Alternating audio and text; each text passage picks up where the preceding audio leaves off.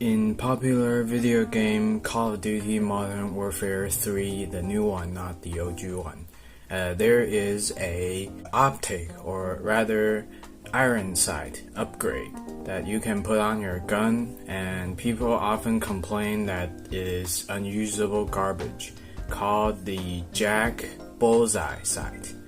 And I might have the reason why it sucks so much in the video game. So in real life, there is a thing called sight radius, which is the distance between your front and rear sight. And basically, the longer the sight radius is, the easier it is to shoot accurately. And that is because, let's say this is my front sight and this is my rear sight. If these two are really close together, as you can see, the front sight can move quite a bit, and the angle that causes the gun to, shift left and right is quite severe because front and rear is really close. As opposed to if the front sight is really far away, even with a little bit of a movement, the shooter can notice that the sight isn't very aligned. Because the distance is far away, a little bit of movement causes much less of a angle change of the firearm itself. That's why people say the longer sight radius, the easier it is to shoot accurately. This doesn't affect the mechanical accuracy of the gun, obviously. Instead, the human error part of the inaccuracy. Oh, and also, nowadays there are more red dot sights on pistols.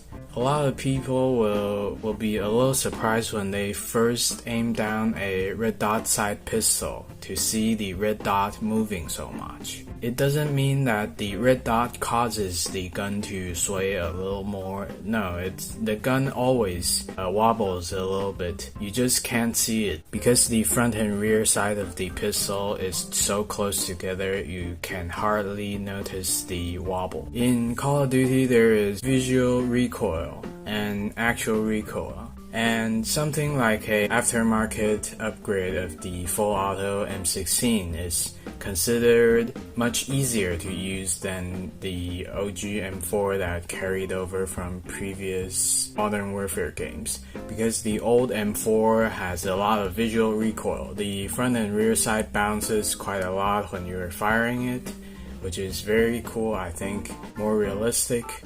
However, it seems that distraction is quite a lot. The confusion of the sights bouncing around is quite a lot when you're in a game and trying to outshoot your enemy. Often people complain that it shoots a little bit to the left, or maybe it shoots a little bit to the right, or it is very confusing where the shots are landing. So perhaps if you can somehow delete the view model off your screen entirely, or make the recoil animation not play at all, you can see that the gun recoil is actually very manageable. It's just that the visual recoil is very distracting and confusing. Perhaps that's why the Jak Bullseye sight sucks. Now you might think, why would someone use something like that? Well, in real life there is actually some application of such a terrible iron sight.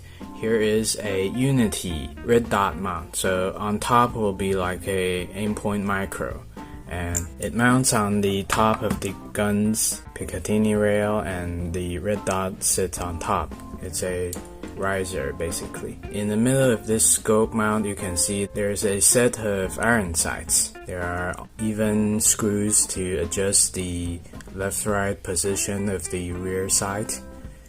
Front sight up and down adjustment, you can screw it in and out. This is an Airsoft replica, by the way. The main function of this is to be the red dot sight riser. But if your red dot sight is somehow damaged or ran out of battery or whatever, you can use this as a last-ditch iron sight. You can at least have this ready to go anytime. There are a lot of gimmicky products in real life, real steel gun world as well. Maybe some people will come up with a really close iron sight to market as a, smaller footprint backup iron sight. sight. Some people will take the iron sights off of their rifle to make space for like a IR laser pick box or something, or like a weapons light or something. When it comes to like a small submachine gun or like a Mark 18 short-barreled rifle,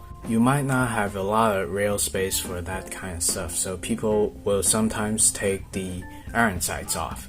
So maybe something like a Jak Bullseye sight, people will try and justify them as a smaller footprint, last-ditch iron sight that you can keep on your gun without blocking a pick box or something.